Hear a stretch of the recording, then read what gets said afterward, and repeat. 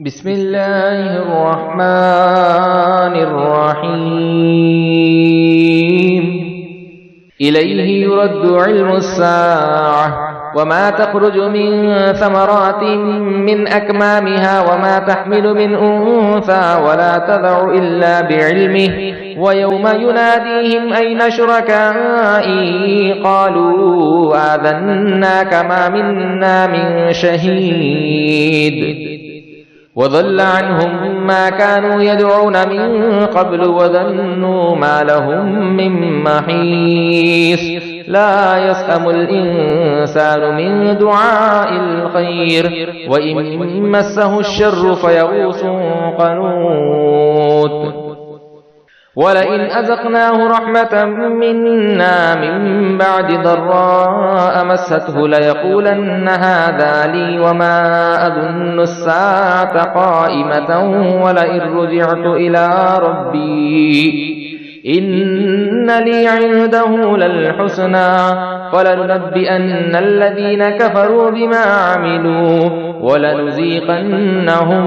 من عذاب غليظ. وإذا أنعمنا على الإنسان أعرض ونأى بجانبه وإذا مسه الشر فذو دعاء عريض قل أرأيتم إن كان من عند الله ثم كفرتم به من أضل ممن هو في شقاق بعيد سنريهم آياتنا في الآفاق وفي أنفسهم حتى يتبين لهم أنه الحق أولم يكف بربك أنه على كل شيء شهيد ألا إنهم في مرية من لقائهم ألا إنه بكل شيء محيط. سورة الشورى مكية. بسم الله الرحمن الرحيم. حاميم عين سين قاف كذلك يوحي إليك وإلى الذين من قبلك الله العزيز الحكيم له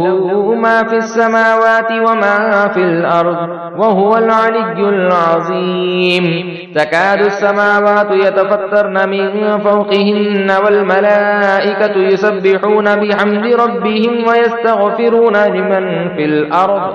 ألا إن الله هو الغفور الرحيم. والذين اتخذوا من دونه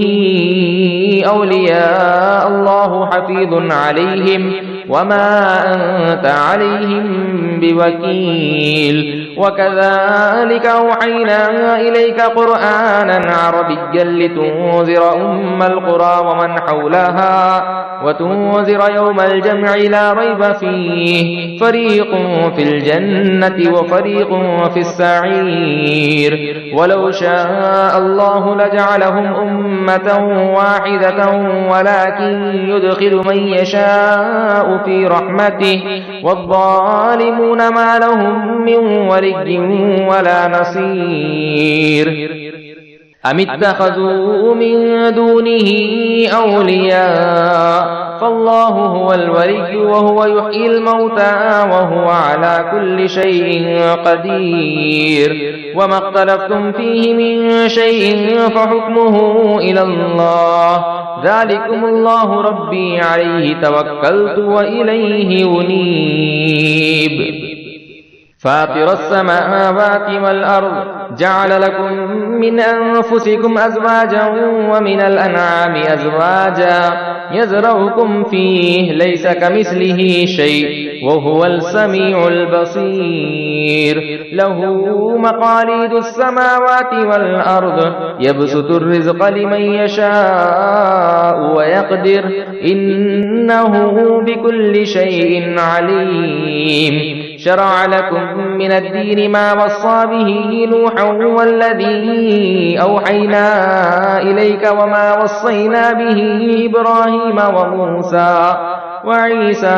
أن أقيموا الدين ولا تتفرقوا فيه كبر على المشركين ما تدعوهم إليه الله يجتبي إليه من يشاء ويهدي إليه من ينيب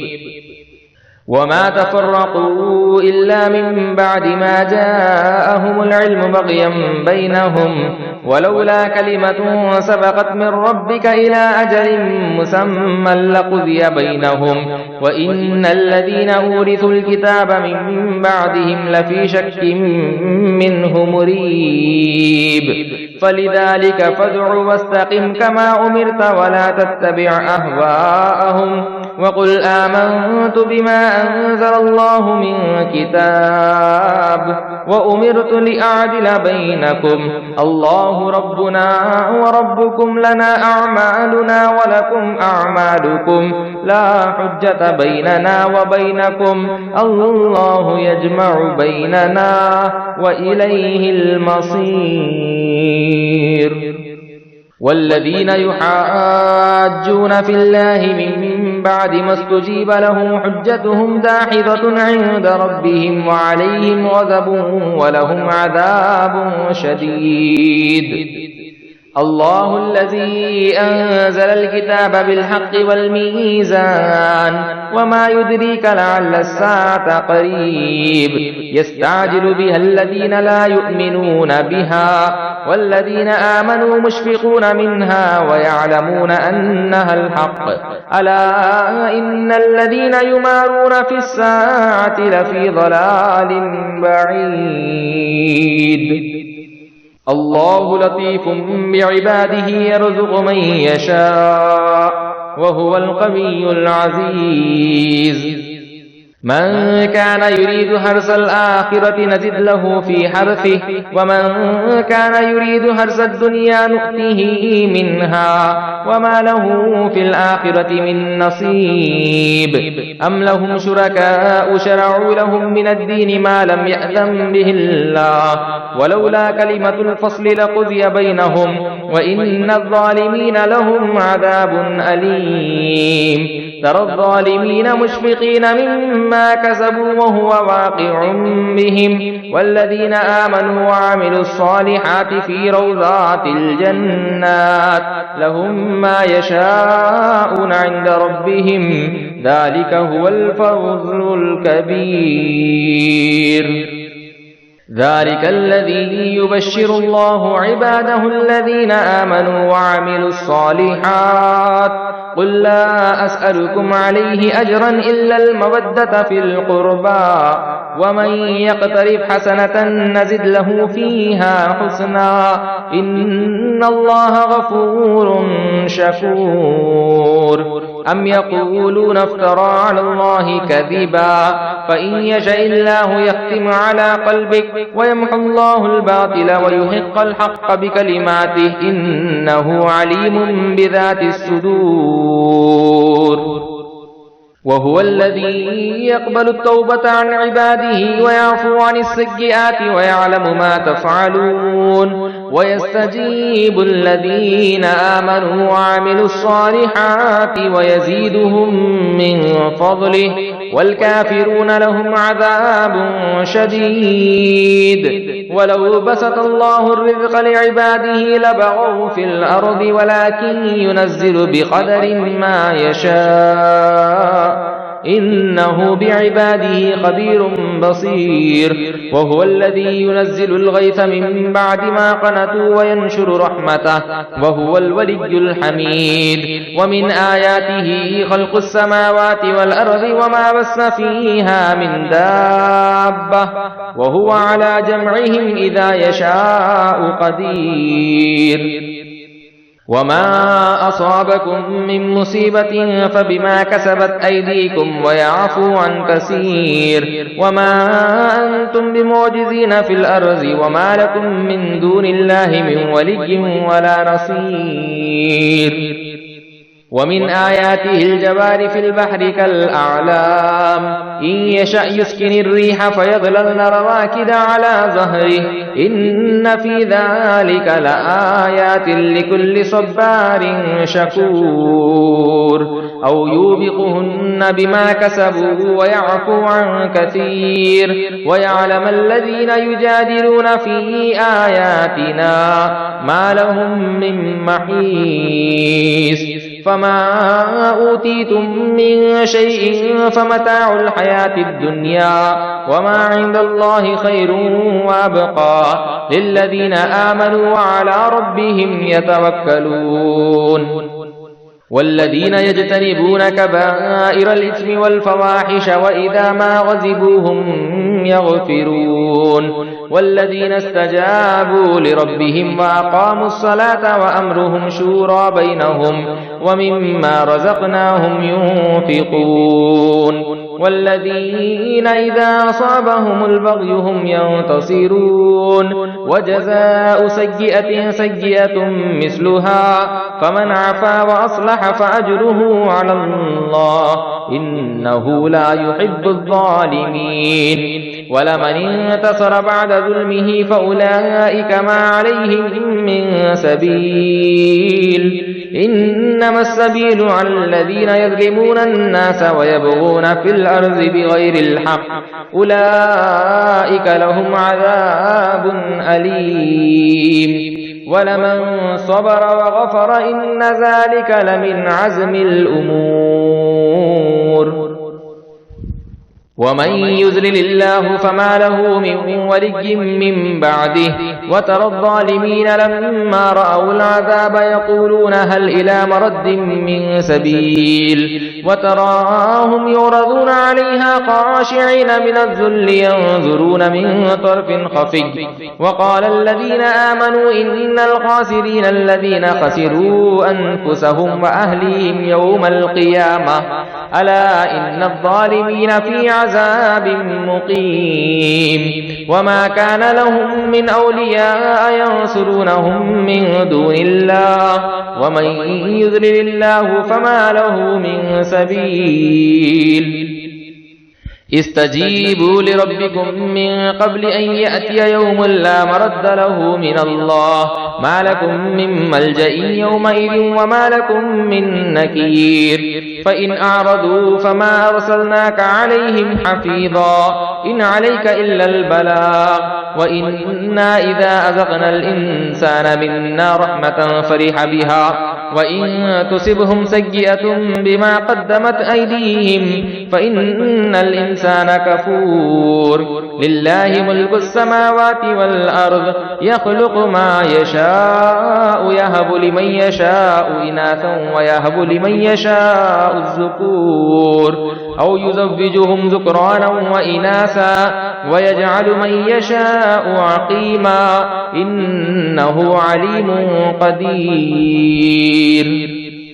وما كان لبشر أن يكلمه الله إلا وحيا أو من وراء حجاب أو يرسل رسولا فيوحي بإذنه ما يشاء إنه علي حكيم وكذلك أوحينا إليك روحا من أمرنا ما كنت تدري ما الكتاب ولا الإيمان ولكن جعلناه نورا نهدي به من نشاء من عبادنا وإنك لتهدي إلى صراط مستقيم صراط الله الذي له ما في السماوات وما في الأرض ألا إلى الله تصير الأمور سورة الزخرف مكية بسم الله الرحمن الرحيم حاميم والكتاب المبين إنا جعلناه قرآنا عربيا لعلكم تعقلون وإنه في أم الكتاب لدينا لعلي حكيم أفنضرب عنكم الذكر صفحا أن كنتم قوما مسرفين وكم أرسلنا من نبي في الأولين وما يأتيهم من نبي إلا كانوا به يستهزئون فأهلكنا أشد منهم بطشا ومضى مثل الأولين ولئن سألتهم من خلق السماوات والأرض ليقولن خلقهن العزيز العليم الذي جعل لكم الأرض مهدا وجعل لكم فيها سبلا لعلكم تهتدون والذي نزل من السماء ماء بقدر فأنشرنا به بلدة ميتا كذلك تخرجون والذي خلق الأزواج كلها وجعل لكم من الفلك والأنعام ما تركبون لتستووا على ظهوره ثم تذكروا نعمة ربكم إذا استويتم عليه وتقولوا سبحان الذي سخر لنا هذا وما كنا له مقرنين وإنا إلى ربنا لمنقلبون وجعلوا له من عباده جزءا إن الإنسان لكفور مبين أم اتخذ مما يخلق بنات وأسواكم بالبنين وإذا بشر أحدهم بما ضرب للرحمن مثلا ظل وجهه مسودا وهو كظيم أومن ينشأ في الحلية وهو في الخصام غير مبين وجعلوا الملائكة الذين هم عباد الرحمن إناثا أشهدوا خلقهم فتكتب شهادتهم وهم يسألون وقالوا لو شاء الرحمن ما عبدناهم ما لهم بذلك من علم إن هم إلا يخرصون أم آتيناهم كتابا من قبله فهم به مستمسكون بل قالوا إنا وجدنا آباءنا على أمة وإنا على آثارهم مهتدون وكذلك ما أرسلنا من قبلك في قرية من نذير إلا قال مترفوها إنا وجدنا آباءنا على أمة وإنا على آثارهم مقتدون قال أولو جئتكم بأهدى مما وجدتم عليه آباءكم قالوا إنا بما أرسلتم به كافرون فانتقمنا منهم فانظر كيف كان عاقبة المكذبين وإذ قال إبراهيم لأبيه وقومه إنني براء مما تعبدون إلا الذي فطرني فإنه سيهدين وجعلها كلمة باقية في عقبه لعلهم يرجعون بل متعت هؤلاء وآباءهم حتى جاءهم الحق ورسول مبين ولما جاءهم الحق قالوا هذا سحر وإنا به كافرون وقالوا لولا نزل هذا القرآن على رجل من القريتين عظيم أهم يقسمون رحمة ربك نحن قسمنا بينهم معيشتهم في الحياة الدنيا ورفعنا بعضهم فوق بعض درجات ليتخذ بعضهم بعضا سخريا ورحمة ربك خير مما يجمعون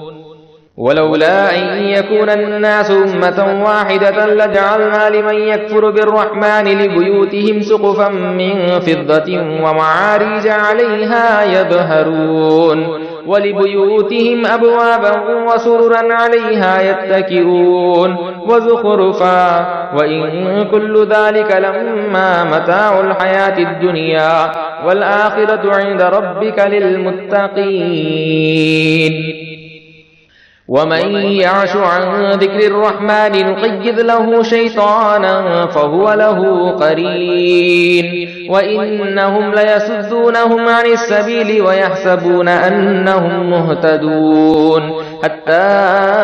إذا جاءنا قال يا ليت بيني وبينك بعد المشرقين فبئس القرين ولن ينفعكم اليوم إذ ظلمتم أنكم في العذاب مشتركون أفأنت تسمع الصم أو تهدي العمي ومن كان في ضلال مبين فإما نذهبن بك فإنا منهم منتقمون أو نرينك الذي وعدناهم فإنا عليهم مقتدرون فاستمسك بالذي أوحي إليك إنك على صراط مستقيم وإنه لذكر لك ولقومك وسوف تسألون واسأل من أرسلنا من قبلك من رسلنا أجعلنا من دون الرحمن آلهة يعبدون ولقد أرسلنا موسى بآياتنا إلى فرعون وملئه فقال إني رسول رب العالمين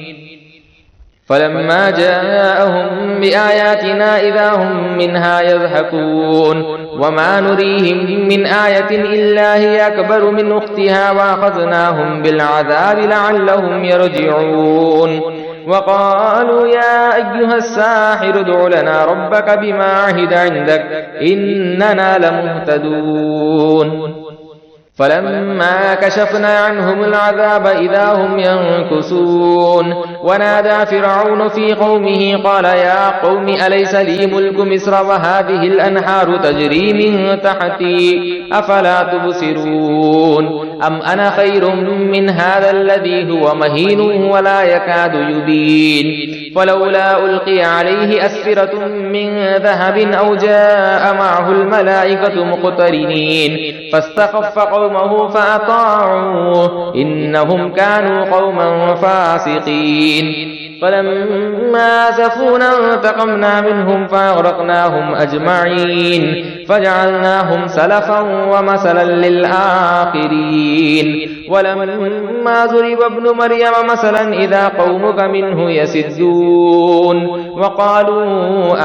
آلهتنا خير أم هو ما ضربوه لك إلا جدلا بل هم قوم خصمون إن هو إلا عبد أنعمنا عليه وجعلناه مثلا لبني إسرائيل ولو نشاء لجعلنا منكم ملائكة في الأرض يخلفون وإنه لعلم للساعة فلا تمترن بها واتبعون هذا صراط مستقيم ولا يصدنكم الشيطان إنه لكم عدو مبين ولما جاء عيسى بالبينات قال قد جئتكم بالحكمة وليبين لكم بعض الذي تختلفون فيه فاتقوا الله وأطيعون إن الله هو ربي وربكم فاعبدوه هذا صراط مستقيم فاختلف الأحزاب من بينهم فويل للذين ظلموا من عذاب أليم هل ينظرون إلا الساعة أن تأتيهم بغتة وهم لا يشعرون الأخلاء يومئذ بعضهم لبعض عدو إلا المتقين يا عباد لا خوف عليكم اليوم ولا أنتم تحزنون الذين آمنوا بآياتنا وكانوا مسلمين ادخلوا الجنة أنتم وأزواجكم تحبرون يطاف عليهم بصحاف من ذهب وأكواب وفيها ما تشتهيه الأنفس وتلذ الأعين وأنتم فيها خالدون وتلك الجنة التي أورثتموها بما كنتم تعملون لكم فيها فاكهة كثيرة ومنها تأكلون إن المجرمين في عذاب جهنم خالدون يعرضون لا يفتر عنهم وهم فيه مبلسون وما ظلمناهم ولكن كانوا هم الظالمين ونادوا يا مالك ليقض علينا ربك قال إنكم ماكثون لقد جئناكم بالحق ولكن أكثركم للحق كارهون أم أبرموا أمرا فإنا مبرمون أم يحسبون أنا لا نسمع سرهم ونجواهم بلى ورسلنا لديهم يكتبون قل إن كان للرحمن ولد فأنا أول العابدين سبحان رب السماوات والأرض رب العرش عما يصفون فذرهم يخوضوا ويلعبوا حتى يلاقوا يومهم الذي يوعدون وهو الذي في السماء إله وفي الأرض إله وهو الحكيم العليم وتبارك الذي له ملك السماوات والأرض وما بينهما وعنده علم الساعة وإليه ترجعون ولا يملك الذين يدعون من دونه الشفاعة إلا من شهد بالحق وهم يعلمون ولئن سألتهم من خلقهم ليقولن الله فأنى يؤفكون وقيله يا رب إن هؤلاء قوم لا يؤمنون فاصفح عنهم وقل سلام فسوف يعلمون سورة الدخان مكية بسم الله الرحمن الرحيم حاميم والكتاب المبين إنا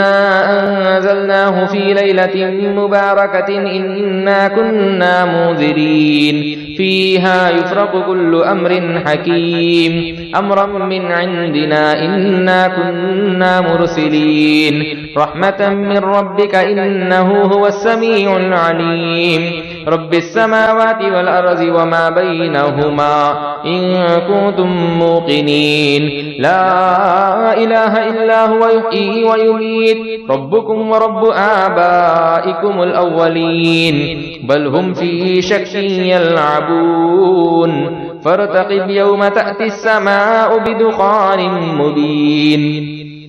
يغشى الناس هذا عذاب أليم ربنا اكشف عنا العذاب إنا مؤمنون أنى لهم الذكرى وقد جاءهم رسول مبين ثم تولوا عنه وقالوا معلم مجنون إنا كاشف العذاب قليلا إنكم عائدون يوم نبطش البطشة الكبرى إنا منتقمون ولقد فتنا قبلهم قوم فرعون وجاءهم رسول كريم أن أدوا إلي عباد الله إني لكم رسول أمين وأن لا تعلوا على الله إني آتيكم بسلطان مبين وإني عذت بربي وربكم أن ترجمون وإن لم تؤمنوا لي فاعتزلون فدعا ربه أن هؤلاء قوم مجرمون فأسر بعبادي ليلا إنكم متبعون واترك البحر رهوا إنهم جند مغرقون كم تركوا من جنات وعيون وزروع ومقام كريم ونعمة كانوا فيها فاكهين كذلك وأورثناها قوما آخرين فما بكت عليهم السماء والأرض وما كانوا منظرين ولقد نجينا بني إسرائيل من العذاب المهين من فرعون إنه كان عاليا من المسرفين ولقد اخترناهم على علم على العالمين وآتيناهم من الآيات ما فيه بلاء مبين إن هؤلاء ليقولون إن هي إلا موتتنا الأولى وما نحن بمنشرين فأتوا بآبائنا إن كنتم صادقين أهم خير أم قوم تبع والذين من قبلهم أهلكناهم إنهم كانوا مجرمين وما خلقنا السماوات والأرض وما بينهما لاعبين ما خلقناهما إلا بالحق ولكن أكثرهم لا يعلمون إن يوم الفصل ميقاتهم أجمعين يوم لا يغني مولى عن مولى شيئا ولا هم ينصرون إلا من رحم الله إنه هو العزيز الرحيم إن شجرة الزقوم طعام الأثيم كالمهل يغلي في البطون كغلء الحميم خذوه فاعتلوه إلى سواء الجحيم ثم صبوا فوق رأسه من عذاب الحميم ذق إنك أنت العزيز الكريم إن هذا ما كنتم به تمترون إن المتقين في مقام أمين في جنات وعيون يلبسون من سندس واستبرق متقابلين كذلك وزوجناهم بحور عين يدعون فيها بكل فاكهة آمنين لا يذوقون فيها الموت إلا الموتة الأولى ووقاهم عذاب الجحيم فضلا من ربك ذلك هو الفوز العظيم فإنما يسرناه بلسانك لعلهم يتذكرون فارتقب إنهم مرتقبون سورة الجاثية مكية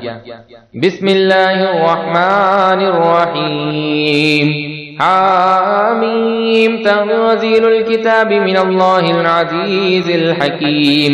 إن في السماوات والأرض لآيات للمؤمنين وفي خلقكم وما يبث من دابة آيات لقوم يوقنون واختلاف الليل والنهار وما أنزل الله من السماء من رزق فأحيا به الأرض بعد موتها وتصريف الرياح آيات لقوم يعقلون تلك آيات الله نتلوها عليك بالحق فبأي حديث بعد الله وآياته يؤمنون ويل لكل أفاك أثيم يسمع آيات الله تتلى عليه ثم يسر مستكبرا كأن لم يسمعها فبشره بعذاب أليم وإذا علم من آياتنا شيئا اتخذها هزوا أولئك لهم عذاب مهين من ورائهم جهنم ولا يغني عنهم ما كسبوا شيئا ولا ما اتخذوا من دون الله أولياء ولهم عذاب عظيم هذا هدى والذين كفروا بآيات ربهم لهم عذاب من رجز أليم الله الذي سخر لكم البحر لتجري الفلك فيه بأمره ولتبتغوا من فضله ولعلكم تشكرون وسخر لكم ما في السماوات وما في الأرض جميعا منه إن في ذلك لآيات لقوم يتفكرون قل للذين آمنوا يغفر للذين لا يرجون أيام الله ليجزي قوما بما كانوا يكسبون من عمل صالحا فلنفسه ومن أساء فعليها ثم إلى ربكم ترجعون ولقد آتينا بني إسرائيل الكتاب والحكم والنبوة ورزقناهم من الطيبات وفضلناهم على العالمين وآتيناهم بينات من الأمر فما اختلفوا إلا من بعد ما جاءهم العلم بغيا بينهم إن ربك يقضي بينهم يوم القيامة فيما كانوا فيه يختلفون ثم جعلناك على شريعة من الأمر فاتبعها ولا تتبع أهواء الذين لا يعلمون إنهم لن يغنوا عنك من الله شيئا وإن الظالمين بعضهم أولياء بعض والله ولي المتقين. هذا بصائر للناس وهدى ورحمة لقوم يوقنون. أم حسب الذين اجترحوا السيئات أن نجعلهم كالذين آمنوا وعملوا الصالحات سواء محياهم ومماتهم ساء ما يحكمون. وخلق الله السماوات والأرض بالحق ولتجزى كل نفس بما كسبت وهم لا يظلمون. أفرأيت من اتخذ إلهه هواه وأضله الله على علم وختم على سمعه وقلبه وجعل على بصره غشاوة فمن يهدي من بعد الله أفلا تذكرون. وقالوا ما هي إلا حياتنا الدنيا نموت ونحيا وما يهلكنا إلا الدهر وما لهم بذلك من علم إن هم إلا يظنون. وإذا تتلى عليهم آياتنا بينات ما كان حجتهم إلا أن قالوا ائتنا بآبائنا إن كنتم صادقين. قل الله يحييكم ثم يميتكم ثم يجمعكم إلى يوم القيامة لا ريب فيه ولكن أكثر الناس لا يعلمون. ولله ملك السماوات والأرض ويوم تقوم الساعة يومئذ يخسر المبتلون. وترى كل أمة جاثية كل أمة تدعى إلى كتابها اليوم تجزون ما كنتم تعملون. هذا كتابنا ينطق عليكم بالحق إنا كنا نستنسخ ما كنتم تعملون. فأما الذين آمنوا وعملوا الصالحات فيدخلهم ربهم في رحمته ذلك هو الفوز المبين. وأما الذين كفروا أفلم تكن آياتي تتلى عليكم فاستكبرتم وكنتم قوما مجرمين. وإذا قيل إن وعد الله حق والساعة لا ريب فيها قلتم ما ندري ما الساعة إن نظن إلا ظنا وما نحن بمستيقنين. وبدا لهم سيئات ما عملوا وحاق بهم ما كانوا به يستهزئون. وقيل اليوم ننساكم كما نسيتم لقاء يومكم هذا ومأواكم النار وما لكم من ناصرين. ذلكم بأنكم اتخذتم آيات الله هزوا وغرتكم الحياة الدنيا فاليوم لا يخرجون منها ولا هم يستعتبون. فلله الحمد رب السماوات ورب الأرض رب العالمين وله الكبرياء في السماوات والأرض وهو العزيز الحكيم. صدق الله العلي العظيم.